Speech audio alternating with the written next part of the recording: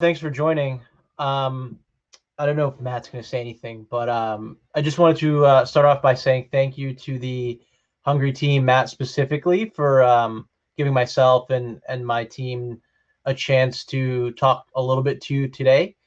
Um, so we're going to be focusing primarily on, I think, the idea of native. So starting to bring things in house, native platforms, direct connection with consumers as restaurant operators. Talk a little bit about specifically pickup and delivery. Um, just pull this up over here. So a little bit of an agenda today. I'll do some introductions on myself and the company.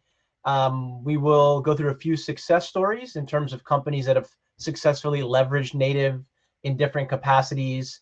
I'll walk you through a little bit of more of a workshop at the back end of the session in terms of assessing native delivery, if it works for you, how to approach it, and then we'll leave some time at the end for Q&A.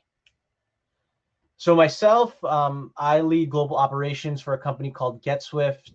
We are a publicly traded software logistics company. We primarily focus in the last mile, and a big part of that is helping restaurants and hospitality operators understand logistics better, bring that in-house, recapture margins and things like that. We work in about 70 countries across the globe, and we're helping more and more folks every day. We'll talk a little bit about the differences between in-house and third-party delivery, also delivery as a service, perhaps sort of the intermediary there. And as I mentioned, the company itself, a little bit of background there. Get into it. So to kind of kick it off, I want to explain where we live, or delivery management platforms, delivery management services like Getswift. Here's sort of the journey of your average customer. Let's say it's Matt from Hungary. Matt orders from his favorite restaurant via a website, app, phone, or maybe through a marketplace, similar to, don't want to name any of them specifically, but the aggregators out there that list multiple restaurants. That order comes through that online ordering platform, flows through a point of sale, as a lot of you are familiar with, goes to maybe a kitchen display system for, the queue for ticketing, start cooking that food.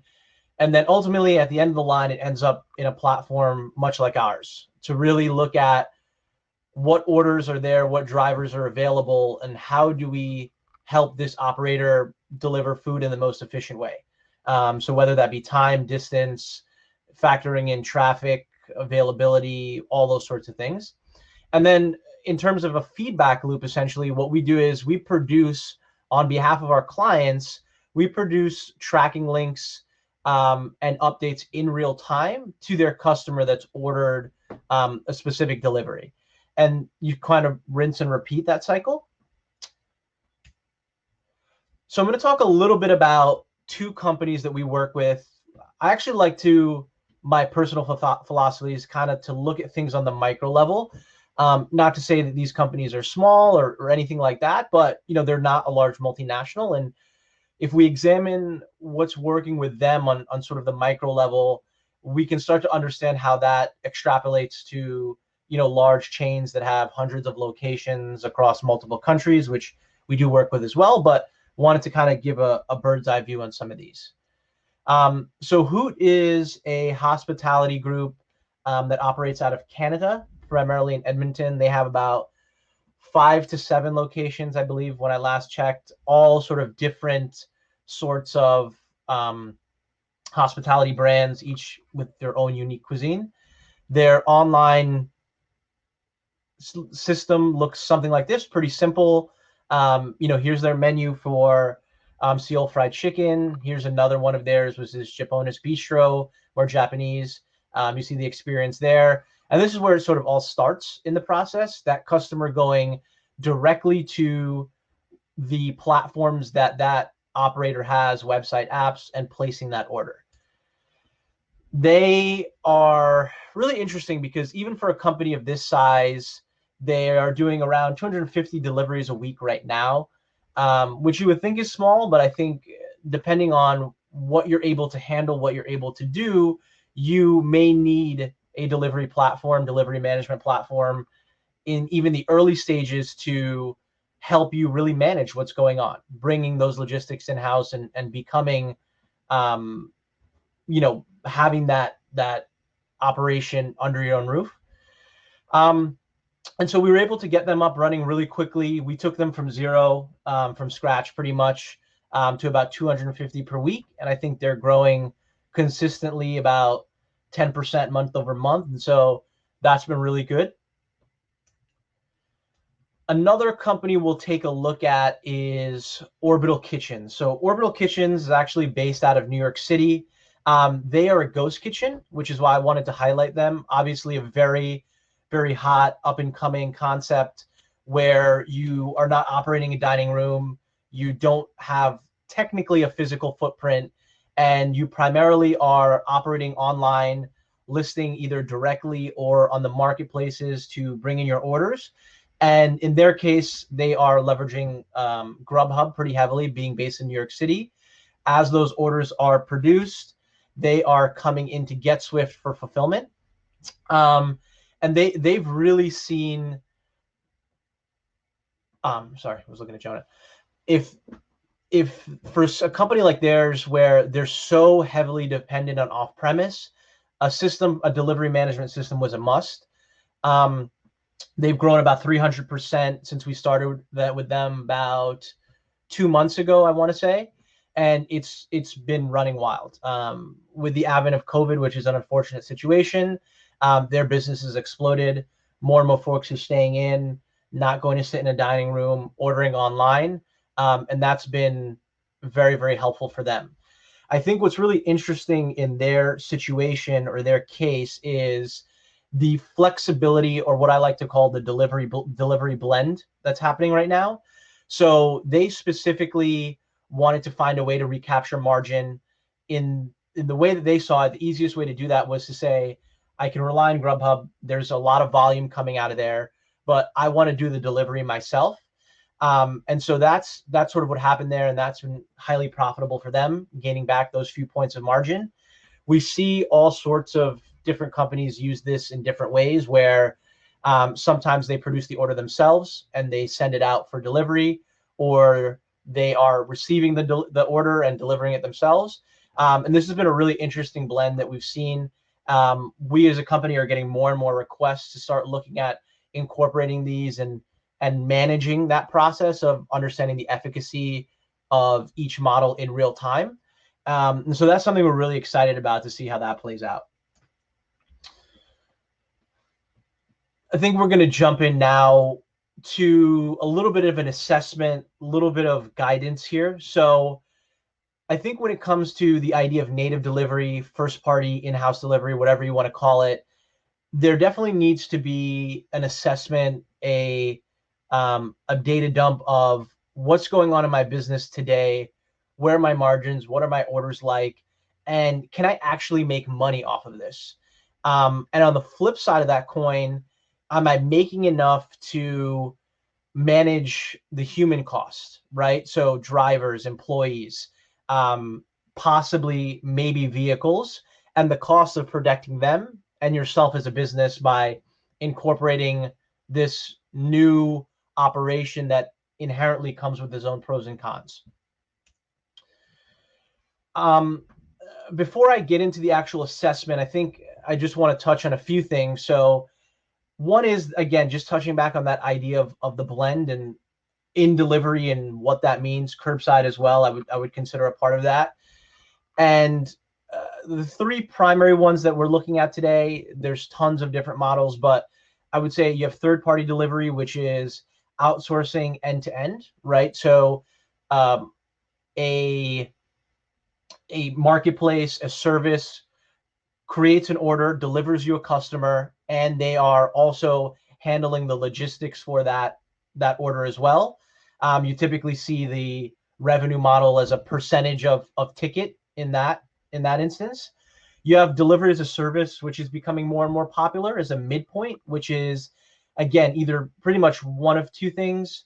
The inherent term, but I would also put some other things in there. The inherent term would be you producing an order yourself, and then shipping that half out for, much like Orbital Kitchens. Sorry, not Orbital Kitchens, they're the opposite, but company produces their own order, sends it out for delivery, doesn't want to take on that endeavor of bringing that in-house. And then the flip side of the coin, again, there could be someone producing the order and you delivering it, which would kind of more translate into native delivery, which I think is the goal. Hopefully everyone kind of wants to get to that point, owning the process end to end, producing the order, delivering the order, owning the customer journey, being able to collect the important data that's going to be integral into growing your business and understanding your customers. And I think technology is going to be really important. So, a company like Getswift on the delivery management side is one piece of the puzzle. I think everyone is getting more and more digitized. Larger corporations are looking at digital transformation in the restaurant space, diving a lot more heavily into online ordering, very robust POS systems that are handling multiple types of restaurant operations. That stack is so important. As I showed you earlier, kind of a small version, but there's so many other things. There's customer loyalty technologies that are so important when you start looking at doing native initiatives and bringing that in-house. There's security, even lots of other things. And so I think it's just a matter of what works for you and what are you really trying to do as a business. And just a few more things. I kind of already touched on this, but maybe a good takeaway if anyone wants a deck. But again, in data, what are you looking to collect and why? Increasing your customer lifetime value, increasing the frequency of order, increasing basket sizes, and then ultimately what Uber's done, right? Given that power of tracking that on-demandness to customers, delivery management platform is going to have to take that over for you and deliver that same level of transparency, right? Everyone wants to know where their order is, what's the ETA. They want to look at it in real time. All these things are really, really important for it bettering the customer relationship. And then on the flip side, understanding them as well. So a little bit in terms of raw numbers and data, what I've done here is some simple assumptions between the three models. There's inherent differences in terms of their, I would say almost their cost centers. You have third-party delivery operating on a commission model. You have delivery as a service where your big factoring may be a fixed rate per delivery if you're either contracting with a local courier or sending that out to a large national courier service as well, as a lot of the marketplaces operate that functionality as well. And then native delivery as well is on here, and their inherent cost of drivers, liability, things like that. And you can see these are some recommended. I've been doing some workshops recently with lots of different restaurant operators. We kind of honed in on a few here. This can obviously be much more robust, but for a quick snapshot, what you really want to look at: average order size, your profit margins, average deliveries. Again, this is primarily for native delivery, but if you wanted to charge a delivery fee, specific to third-party commission fees and fixed monthly costs, in terms of maybe software or things like that, obviously maybe a little low, but just drawing on assumptions. And what that does is that's going to produce you with what you can actually act on. So those numbers extrapolated, I think my multiplier here might have been 30 days across 5 locations, at these inputs and these order sizes and things like that. You start to see where investment lends itself to. So third-party delivery, you see higher basket size, much higher revenue. And then as a result of their model, sort of the profit that comes out of that. See delivery as a service here in terms of their margins, and then native delivery as well. I think what we're going to see for the foreseeable future is somewhat of a blend between these. And I think what you will see is platforms start to mold and adapt to incorporate and be able to optimize these services for restaurant operators. I think, third-party delivery is only going to get bigger. I think at the same time, there's going to be a constant drive for native delivery as well, for operators really looking to hone in on the data and own the relationship with the end customer. I think, and I think it's really going to be awesome for restaurants to be able to leverage all of these. Wanted to keep it pretty short. I have some contact info here. You can visit our website for it. I think we'll be putting it up. I think Matt has it as well. If you have any questions or looking for any more info, feel free to reach out to me directly right here. But that would be sort of in a nutshell. Happy to review anything. Happy to answer any questions if anyone has them. But thank you for the time.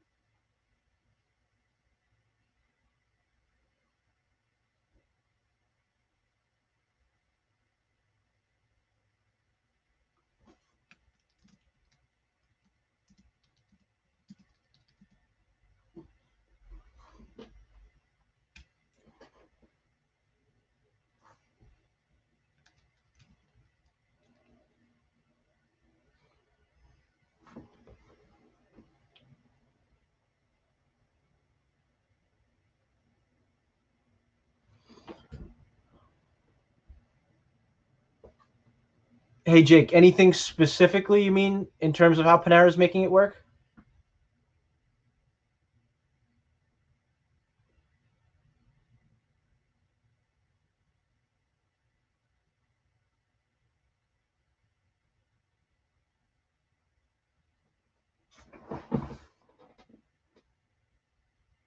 Yeah, so I think from an overarching standpoint, what you're seeing with Panera is the I can deliver it on my own, but looking at marketplaces like DoorDash and Uber to produce those orders.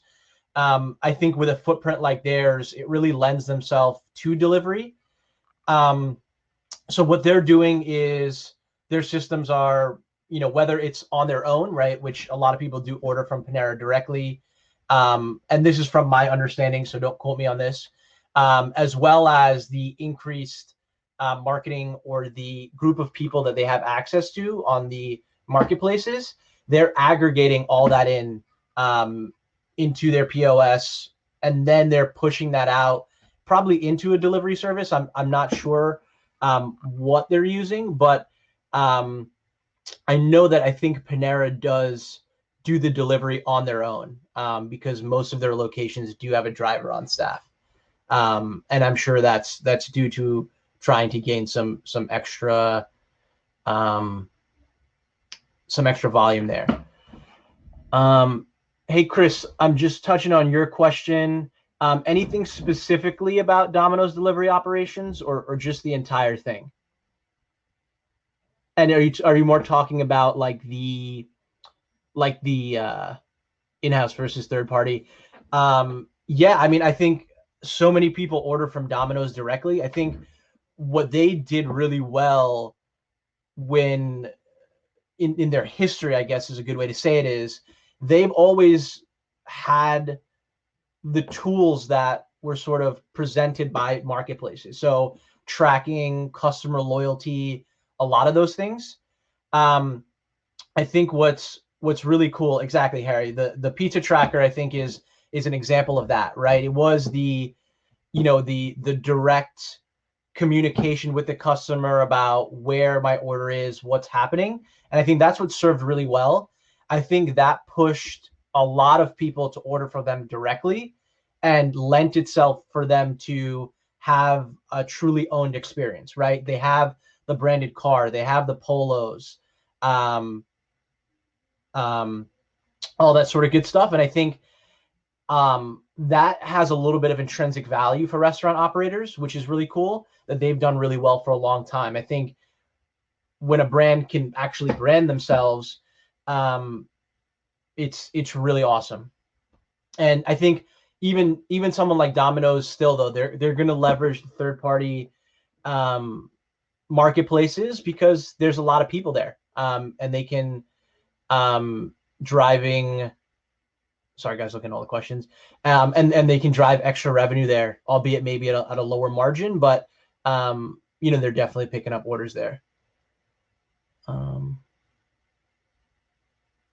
Yeah, so Jake, I think they're just to go back to Panera, sorry, because I saw you come back there. I think, yeah, I mean, definitely catering is going to be inherently a larger ticket size. We see a lot of that, especially on the logistics side. It's not specifically Panera, but some other organizations. But I think back to the data piece, owning the data, I think when you're looking to increase those ticket sizes, that's where that becomes really important, right? Understanding what the preferences of an individual customer are. What can I recommend to them? What do I know that they would like, right? Thinking about, the Netflix style of recommendations, right? Here's something you may like. And also, I think that goes hand in hand with frequency, right? As a restaurant operator, can I get someone to order more frequently, go from once to twice a week, those sorts of things. Nick, great question. Are there any differences in quality between the 3 different delivery models? I don't want to draw a line in the sand on that one. I think let me put it this way. I think transparency as a restaurant operator is definitely different, which may lend itself to differences in quality. I think if you are not owning the experience, then you're not owning the experience. So if you are outsourcing that to someone to produce an order, that is one experience, maybe not specifically about food quality, but that is one experience. And if someone's delivering that doesn't necessarily work for your organization, that as well is something that you've handed off. So I think I don't want to say that one model is different than the other. What I want to do is sort of focus on the benefits to, sort of inherently looking at the benefits. But I think you can maybe assume that if you're not controlling the entire process, and depending on how many different parts you're not controlling, there definitely could be differences in quality in the model, not only in food, not necessarily in food quality, because you would hope that the restaurant is a constant in that, but I think customer experience quality is definitely going to change. Jonah, yeah, so on the Getswift side, I think this is a little bit of a cop-out answer almost, maybe, but I think the ideal customer is just someone who understands the benefits of delivery and the benefits of bringing it in-house, and who is excited about doing it. I think if you, we see friction with clients when they're not ready to make that leap. They don't understand what they're taking on essentially by moving into native delivery, and what we have to offer and what we can help facilitate. So I think when a business, any business that we work with, because we work along tons of verticals, but specifically in food, when someone's really excited about the customer experience to controlling that, I think that's the ideal customer. And I think a big part of it and our role is education, in terms of what to expect, what are the pitfalls and what are the pros and cons. Tiffany, what would you say is the biggest pain in the logistics of delivering food? Another good question. Safety is a huge part of this, right? I think I wouldn't necessarily call it a pain, but I think one of the biggest barriers to entry is safety in a few areas. So one is, in undertaking a delivery operation, you need specific protections there, not only for yourself, as a business, but for your drivers as well. I think also a big part of that, and we're doing everything we can to help in terms of contactless delivery options and things like that, and workflows and products. But that is a big piece of it right now, especially given the certain landscape that we have before us today. So, protecting drivers, protecting end customers, that we've seen has been the biggest challenge right now. But once you can get over that hump, once you can streamline some of those things, I think it's all clear pastures from there.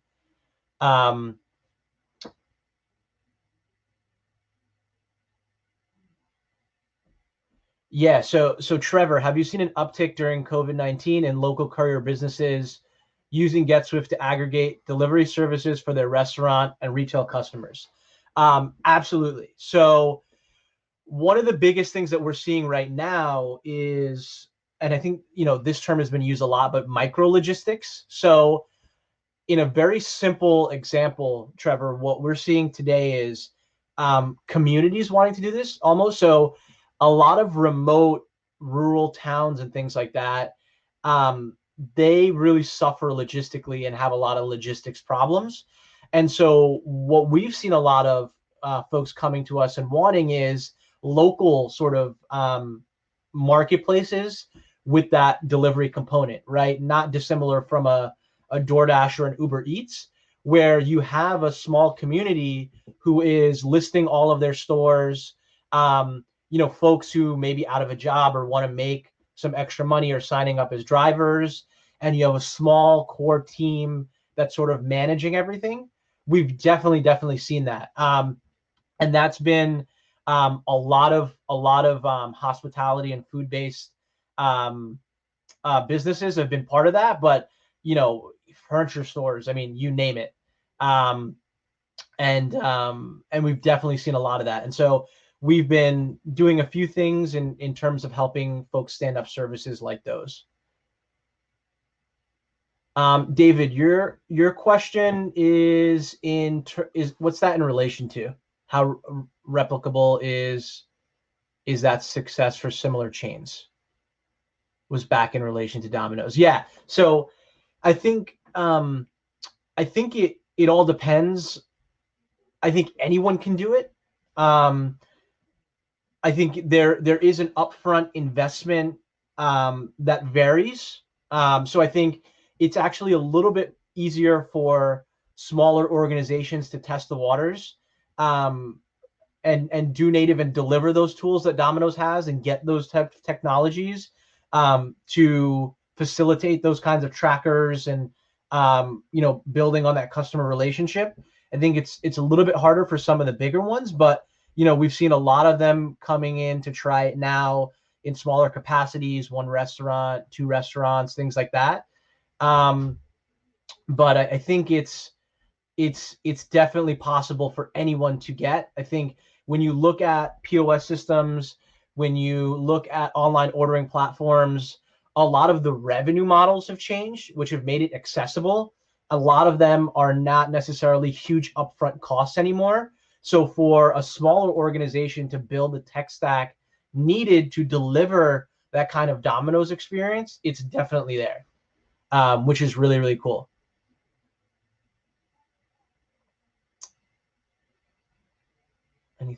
From Adam, any thoughts on how we can align the motivations between third-party and in-house delivery? Third-party, especially gig, has less to lose than the restaurant where the quality of experience is concerned. Yeah, so Adam, I definitely agree. I think restaurants have to become the arbiter of this a little bit. I think they need to, and I think as technologists out there, I know there's a lot maybe in this session right now, in the conference, in the space in general. I think we need to empower restaurants and give them the tools that allow them to figure these things out.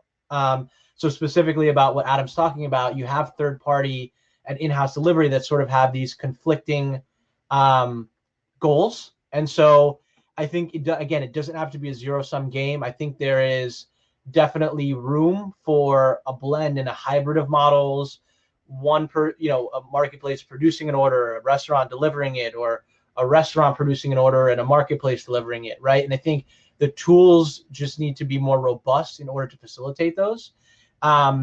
Because I think, to Adam's point, only the restaurant is going to care about the experience. Everyone in the chain, especially marketplaces care about sort of their experience in their applications. They do inherently want a good delivery experience because they want customers to be happy, but no one's going to care as much as the restaurant. So I think we really just need to empower them to do that. Another question from Adam. Can you foresee a third-party delivery model that makes money without pulling profit away from restaurants and drivers, i.e. externalizing vehicle costs to push hourly wages below minimum, or relying on VC? So that's an interesting one, Adam. I think I don't have a great answer to that question. Well,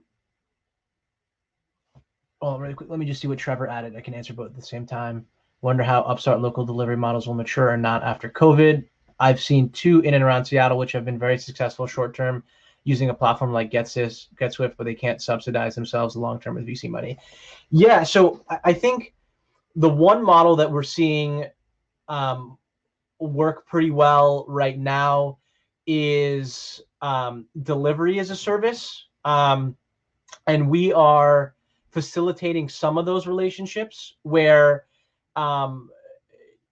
scale helps, right? So when you have a lot of restaurants or lots of businesses together that sort of have enough to push a sufficient number of jobs, and by jobs I mean deliveries. Sorry, I'm getting caught up with my platform, but a sufficient amount of deliveries to a delivery service. I think that's where all this starts to make sense. I think the commission model, it works in a sense, but I think also using flat fees works. I think the old courier model of getting paid a fixed rate or a predetermined rate to go from one place to another, it definitely still works and it can be applied today. We are seeing restaurants. There's specifically a restaurant chain that we work with in Florida. They have about 20 locations. They use delivery as a service, right? So based on the volume and the footprint that they have, they've gone out and negotiated a fixed rate in order to, be able to project and understand what the real margin is rather than a percentage. And we've seen that work really well, those sorts of relationships. But I think this is definitely going to evolve. I think you're going to see a lot of, like Trevor was saying, a lot more localized services, a lot more, the Seattle-based service, right? Because I think it's just going to be more efficient and it's going to work. But do we have any more questions?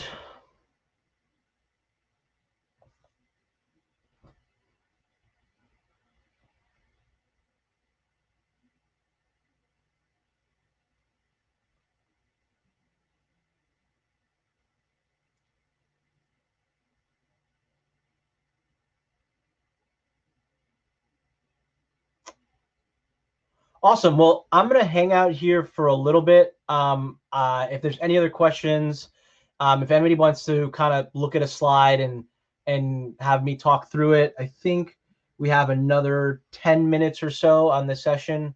Matt, you can correct me if I'm wrong there, but happy to hang out for the next 10 minutes. If you have any questions, we can go through some of the numbers, for example, like over here, if anyone wants to go through those. But definitely check out the next session.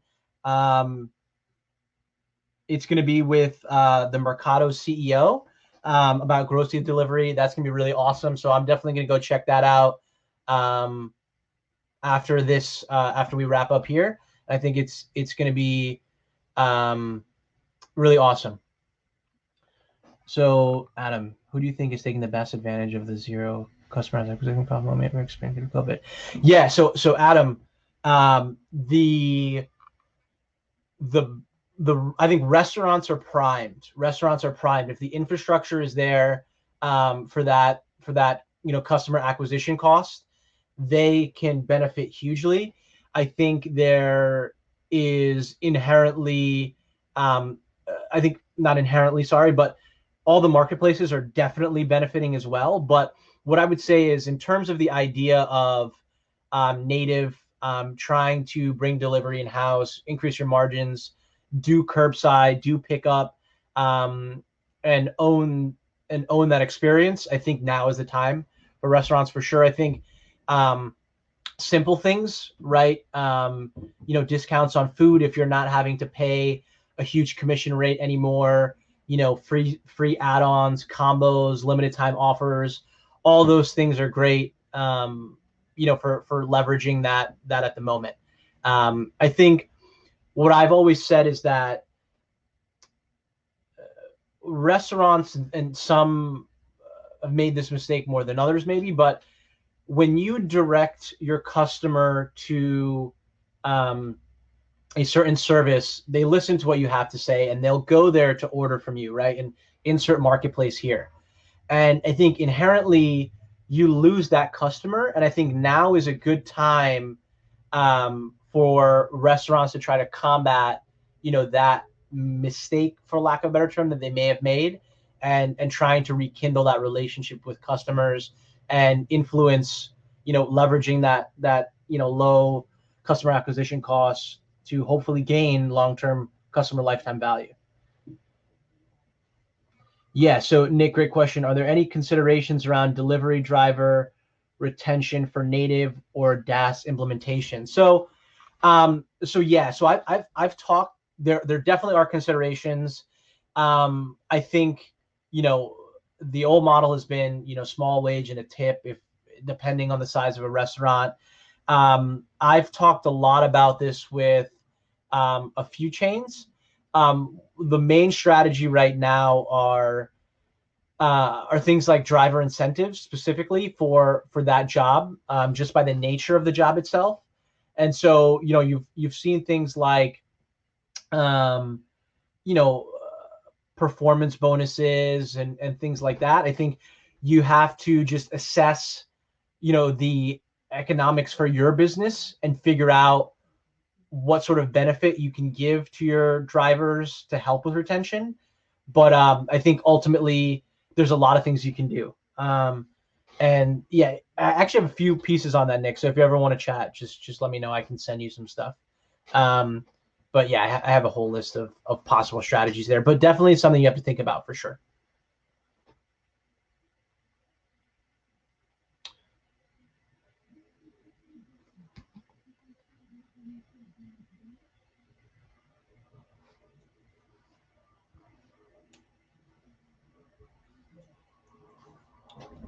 Any other questions, guys? Feel free. I mean, we can go through. We have about 5 minutes left. We can go through any of this. Let me know if you have any questions. So quick recap, right? So you have Hoot Company, right, which is a small hospitality group with 5 different restaurant brands. We can talk a little bit about them if you have any questions. Orbital Kitchens, Ghost Kitchen example, let me know. Some of these specific points in strategies for in-house, curbside, or native, right? So, and just for everyone that's still here, I know I talked a lot about delivery, but curbside is definitely, right in there. I think the experience is very similar. I think I honed in a little bit on delivery because there's an extra piece of that experience, but conceptually the same thing applies. You want to own that relationship, even for curbside. The same logistics apply. You're kind of substituting drivers for runners or fulfillment staff, getting those orders out. But inherently you want to invest in, again, direct connection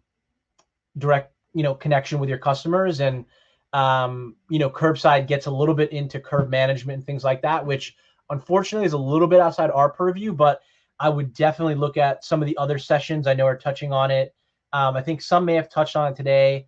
if not later today or tomorrow. But definitely, if you're looking at a curbside, look at things about look at assessing things like curb management, repurposing the parking lot, things like that. And last question probably we'll have, from Trevor. Among their clients like Hoot, have you found a certain radius of delivery works for aggregating several locations in a native service? Yeah, for sure. So I think on your specific question, Trevor, if you want to aggregate, I think the largest area that we've seen is really a city. So when you look at someone like Orbital, they are wholly focused on New York City, right? So they're operating out of a ghost kitchen. So they have multiple brands operating out of one location, but to really disperse those orders, because I think the biggest part is you want to make sure that food gets there. It's hot, it's fresh, there's a great experience. And so you don't want too much travel time. I think if you see interest that is outside of maybe a 30, maybe 40-minute delivery window, then you want to think about maybe that second location, whether it's an expansion of a new concept, if you're doing multiple concepts, another location of the same brand, or if you're leveraging ghost kitchens, can you find a facility that will let you access that new radius? But I think you really just want to look at, I think the simple answer to that question is you really just want to look at how far do I want to go and how long is that going to take me? Because a New York City 30 minutes is not the same as the suburbs and things like that. So really look at what is going to deliver the best experience and how do I capture that. And I think with that, we're at about 5:13. So I think I'm going to wrap up here. I'll be hanging out for just 2 more minutes. If anyone has a last question or two, and then we can definitely head out to the session on grocery with the Mercado CEO, which should be pretty awesome. I'm looking forward to that as well. But I'll leave you guys with that. I really appreciate the time. Questions were awesome. Thanks for everyone for being so engaged. And again, to Matt and the Hungry team, really appreciate the opportunity. You guys are producing some great content, and the conference is going really awesome so far. Thanks, everyone. Appreciate it.